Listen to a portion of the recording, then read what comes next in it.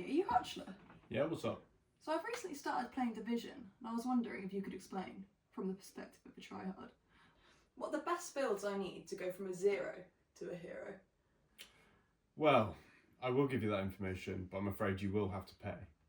Well, I'm all out of exotic components, but I'm sure I could find another way. Well, I mean, I haven't left the house in 3 months, and I was going to make a video about this, so I guess. Shall we get into it? After a period of vast nothingness, The Division 2 is once again being regularly supported by the development team. The most recent update was the biggest of these yet, featuring overhauls to fundamental systems, activities, and most importantly, gear. With new content, gear, and balancing comes a resurrection of hype, and with that, new players. Let's be honest, there's a lot in the game nowadays and it can be confusing at best, or outright overwhelming at worst. Paired with an unbelievably saturated YouTube scene, how on earth should you know which build should take up those precious loadout slots of yours? Worry no longer. Whether you're a diehard Division vet or a brand new player, this video is for you. Today I'm going to show you the best in class PvE builds for every imaginable common role alongside a brief description of where and when you should run it. That's a grand total of 12 builds in one video, which form a toolkit not dissimilar to that me and my friends brought into the Incursion World's first race. Oh, and on that note, we don't really have time to do the whole "this is the mathematical basis that proves why you should believe what I'm saying" thing. No one wants to sit through a 3-hour long video. We're going to be covering these builds on a trust me bro basis. But if you have any challenges or differing thoughts, please let me know in the comments. And of course, if you found this video useful, please like and subscribe, it helps the channel out a lot. All builds are timestamped so you can jump around, but without much further ado, let's get into it. While we work through these builds, I'm going to add them to this tidy little board which groups them by use or class. Boring, I know, but as we hit the double digits, we'll both be thankful for some organisation. The first two builds, which sit in the DPS category, are going to come as absolutely no surprise to anyone who's opened the game in the last year or even thought about typing the game's name into YouTube. Of course, it's Striker's Battle Gear. Don't click away, I can hear the groans and grumbles about yet another Strikers video from here, but it is arguably the strongest and most versatile DPS option currently in the game, so we need to at least acknowledge it in our toolkit. We'll do this quickly and painlessly. There are two variants of a Striker's build you should have saved in your library. One with the chest, one without. The reason for this is that Striker's chest is stronger than the high-end chest, but with the caveat that you need to be able to maintain a much higher number of stacks to reap the rewards. In some content, even the best players with flawless aim and target switching won't be able to maintain these stacks. Simply put, enemies die before stacks get high. For our high-end chest variant, we're going to be running the following. 4 pieces of Strikers, a Grupo or Cheska piece with Obliterate as the talent, and the exotic Coyote's mask. All rolls will be for critical hit chance and damage. Because we have Coyotes, I run mine at 54% and 164% chance and damage respectively. The mask will push you to 60%, aka cap, in the vast majority of engagements. For specialisation, I run Gunner for the ammo generation and armour on kill, but really this can be whatever you want it to be. For weapons, any good assault rifle will do. I personally default to St. Elmo's with an Optimist or Fast Hands FAMAS. So that's Obliterate covered off.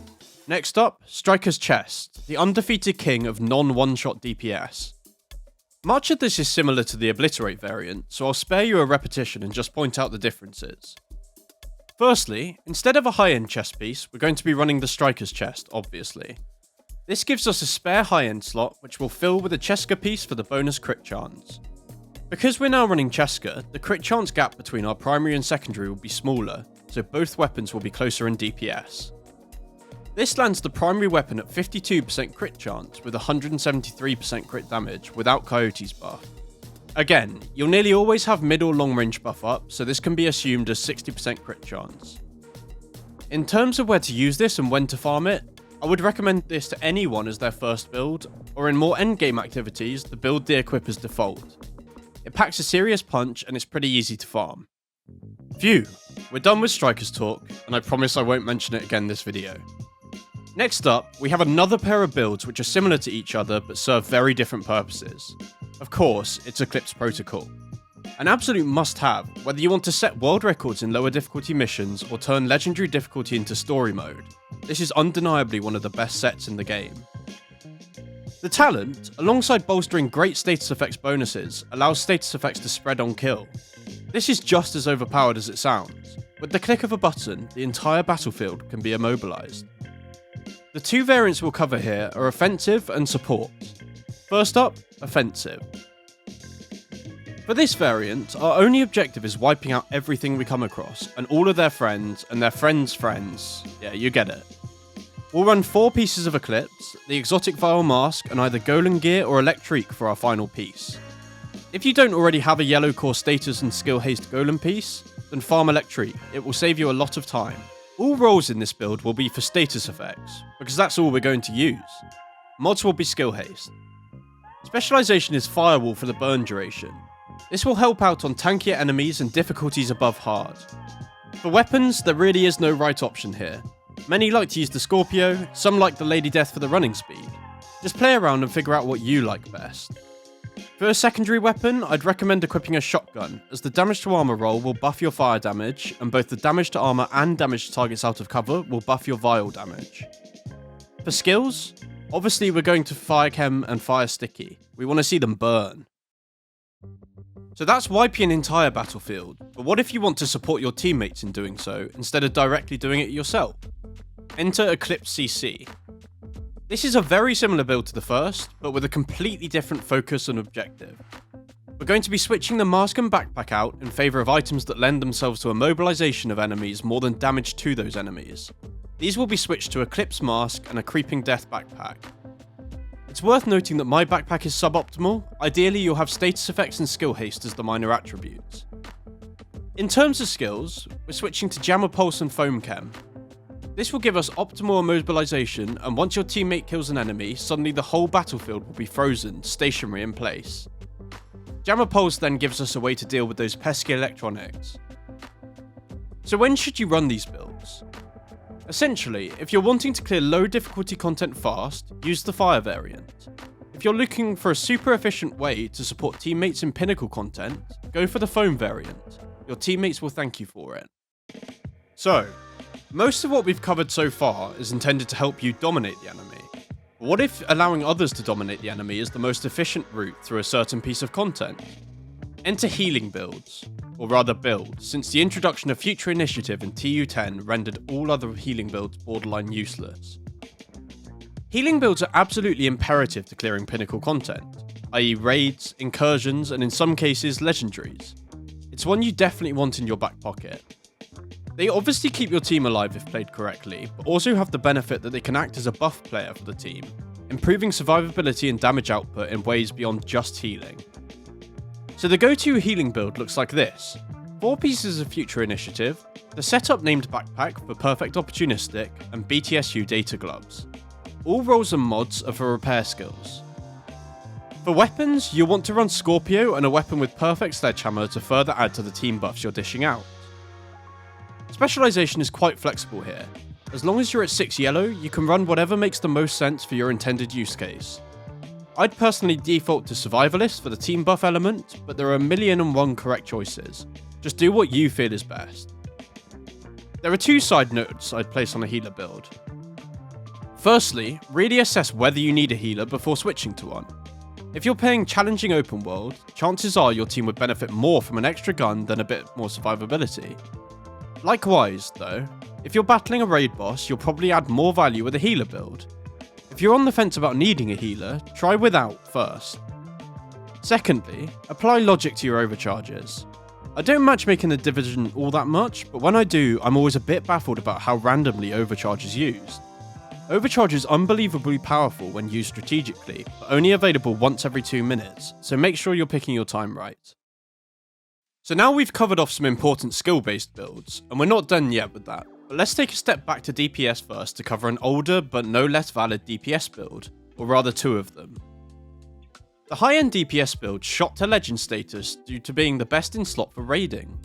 There's no ramp up, no stacks to manage, you just have big boy damage ready to go at all times with basically any weapon you fancy using. Firstly, the old classic, the crit high-end build. This build consists of 1 piece Providence, 1 piece Cheska, Contractor's Gloves, Fox's Prayer knee pads, and the Sacrifice chest piece. For the 6th piece, you can either run one Grupo or run Providence, both do the same thing. Weapons are up to you, but I'd recommend a good assault rifle and a good rifle like the M1A. All rolls on this build are going to be for crit chance and damage. You'll aim for 60% crit chance, which can be reined back to 50% if you're in the presence of a Coyotes user, and put everything else into crit damage. For specialization, it's very flexible here. Sharpshooter will give you bonus headshot damage with a rifle, Gunner will give you armor on kill and handling, whilst others also have their upsides. Similar to the healer build, use whatever you think is sensible for your application. So that's the crit build, but what if you want something a bit more advanced? Enter the headshot variant. Pieces on this build are largely the same, but there's no point using our crit brand sets anymore because we're interested in headshot damage. As such, we'll put on a Habsburg Guard backpack, Punch Drunk mask, and why not make the build go boom too? Dodge City and Regulus will fit right in here. All rolls and mods will now change for headshot damage. This will mean that as long as we're hitting the head, we're doing a consistent amount of DPS without relying on crits at all. So when do you use both of these variants? I touched on it earlier, but these are builds used when there simply won't be time to gain striker stacks, or where enemies are infrequent enough or mechanics complex enough that you can't maintain stacks. The use case in the current state of the game is largely raids, but that could change in the future, so it's worth having this build to hand. So whilst we're on the topic of high-end builds, why don't we traverse into the world of high-end drone and turret builds. These are builds that I don't personally use a whole lot, but a lot of players swear by them. They transform crazy combat into a much calmer experience. With your skills doing most of the work, your chance of failing a mission or dying is much smaller. That said, skill builds are very slow to clear content, so don't expect to outperform a good DPS build with this one. Ahead of showing you the pieces, you have to accept my apologies for the terrible rolls on my gear. This really isn't a build I use in the game, but it's very beginner friendly, hence the inclusion in this video. The build consists of the following pieces: 3 Empress, the Waveform Exotic Holster, 1 Wyvern, Emperor's Guard Knees. The talents will be Glass Cannon and Tech Support for consistent uptime alongside strong damage output. For weapons, you'll want to use the Capacitor and the Test Subject. This will give you good weapon damage as well as bolstering your skills output. So where do you use this? Anywhere you want to chill time, though keep in mind that some activities are made for DPS builds and skill builds will really struggle. For example, raids, incursions, and some legendaries are very lackluster with a drone and turret build. If you're doubtful about whether an activity will work with a skill build, I'd advise running it once with a DPS build, then casting your judgment. So back to DPS for the next build.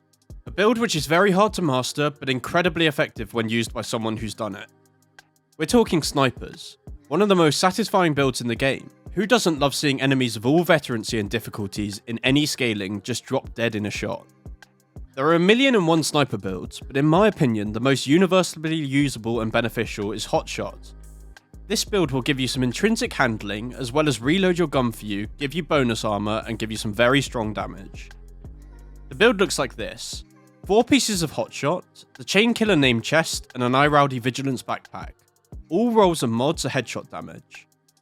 For weapons, I'd run a good high-end bolt action like the White Death, and then either the Nemesis or Mantis Exotic Sniper.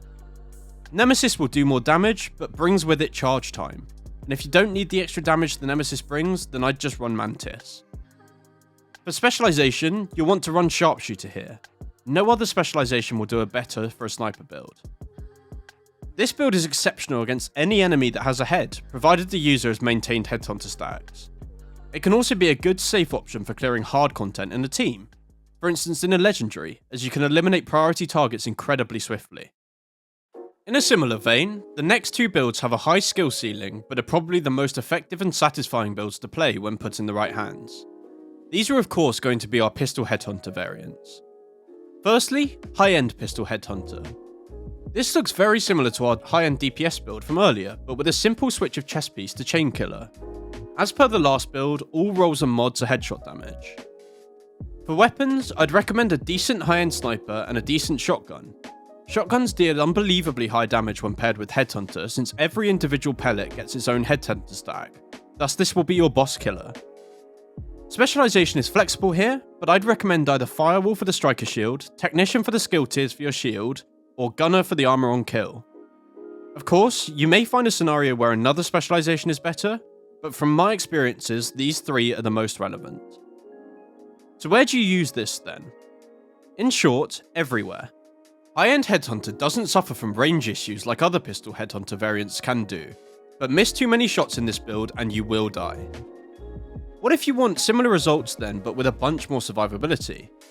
Enter in the other, arguably better pistol Headhunter variant, Headhunter's Fury. This build consists of 4 pieces of Hunter's Fury, the Chain Killer, and a Providence or Habsburg backpack with Vigilant. All rolls and mods are, you guessed it, headshot damage, and weapons are largely the same as the high-end variant. So what does this build have on the high-end variant? Well, Hunter's Fury has built-in crowd control to nearby enemies and also gives you a load of armor and health on kill. As a result, it can be quite hard to die in this build, even running no blue cores in legendary difficulty. The only place this variant suffers is that if enemies are outside of the Hunter's Fury range, you will deal significantly less damage than high-end with all of your weapons. Thus, as a simple rule, if you're playing an activity that may rely on more ranged kills, or kills with non-pistol or shotgun weapon archetypes, run high-end. If not, run Hunter's Fury. So last, but certainly not least, we have arguably the most situational build in the game, but one that in the right situation is just unmatched. Enter the Oxidiser. Oxy builds are typically used in content where spawns are predictable. The idea is that if you stack 8 chems at a single spawn point, enemies will die basically as they spawn. This has applications in many endgame activities, and was used heavily in both Incursion and Raid speedrun world records. So what does the build look like? The build consists of Fox's Prayer knee pads, Contractor's gloves, Wyvern tech support backpack, and 3 pieces of Empress. You can situationally switch either the backpack or gloves out to Acosta or BTSU depending on use case. Overcharge can be huge combined with Oxy due to the increased damage, duration, and radius of your chems. All rolls will be for skill damage and all mods for skill duration. The weapons will be a shotgun to take advantage of the damage to targets out of cover and damage to armor double rolls, and a glory days for the 100% stability. This can be critical in getting tough long range Oxidizers to fire accurately. Specialization will be Technician for the bonus skill damage. So, when do you run Oxy? To be honest, not that much at all. It is a really situational strategy which you'll have to agree on in advance with your team. That said, it's one that everyone should have saved, as when you do get to use it, it's undeniably crazily effective. So that concludes our whistle-stop tour through the builds I think everyone, whether brand new or veteran, should have in the Division 2. Remember, even with these saved, you'll have 4 loadout slots to fill, so grow and create some stuff to fill them. I hope you enjoyed this video, and thanks for watching.